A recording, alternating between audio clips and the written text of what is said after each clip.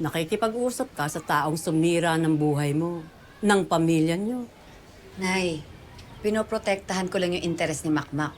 Mataas yung pangarap niya. Kailangan niya ng tamang gabay. Tamang gabay. Sabihin mo, baka naman nilalayo mo lang si Makmak kay Nonoy kasi madalas yung bonding nila dahil sa boxing. Nagsiselos ka, no? Ako yung nagpalaki kay Makmak, kaya ako ang mas may karapatan po sa kanya. Oh. Ganun ba yun, anak? Ibig mo sabihin, dapat tanawin mo sa akin ang utang na loob kasi pinalaki kita. Di ba? Responsibilidad ko naman talaga yung bilang nanay mo na hindi ko dapat isumbat magpakailanman. Nay, hindi po sa sinusumbat ko. Ang ibig ko lang pong sabihin, kung meron man, merong mas may karapatan kay Makmak. Ako po yun. Dahil ako po nagpalaki sa kanya, alam ko kung anong makakabuti po para sa kanya. Okay. Sabi mo.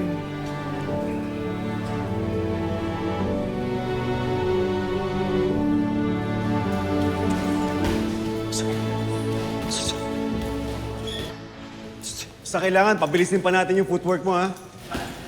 Okay po, Coach. O sige, pahinga muna tayo. Tay, O na. may sasabihin po sana ako sa'yo. Oo, sige, sabihin mo lang. Maganda nga yung sinasabi mo yung nararamdaman mo para hindi hadlang sa training mo. Lilipat po sana ako eh. Saan ka lilipat? Ba, diretso lang. Ay siya, isahan nyo. Si boss nyo.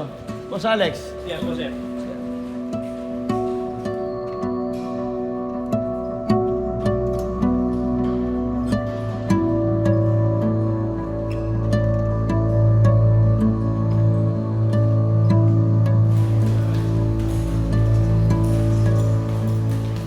Kukulo talaga yung dugo ko pag nakikita ko yung taong yan, eh. Lalo na pag naaalala ko yung ginawa niya sa akin. Tay, huwag niyo munang isipin yan. Ipapabigat lang sa inyo. Tsaka, kailangan natin si Sir Kaloy para marami rin siyang connection sa mga sponsors. Kahit na. Kasi yung taong yan, eh. Hindi siya mapagkakatiwalaan. Teka, ano nga pala yung sasabihin mo? Ano, saan ka lilipat? Huwag muna nating isipin yun. Tsaka ko na ipapaliwanag sa inyo. O sige, basta okay ka, ha? Opo, okay po ako.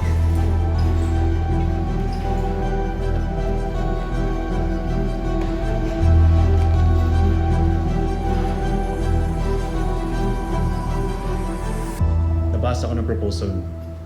Ano sa tingin mo? 50-50 management with Makmak. Alex, alam mo malaki maitutulong ko para sa karir ng batang yan pagdating sa boxing. Paano si Nonoy? Huwag mo isipin niyo si Nonoy. Si Makmak na bahala sa tatay niya. Asa?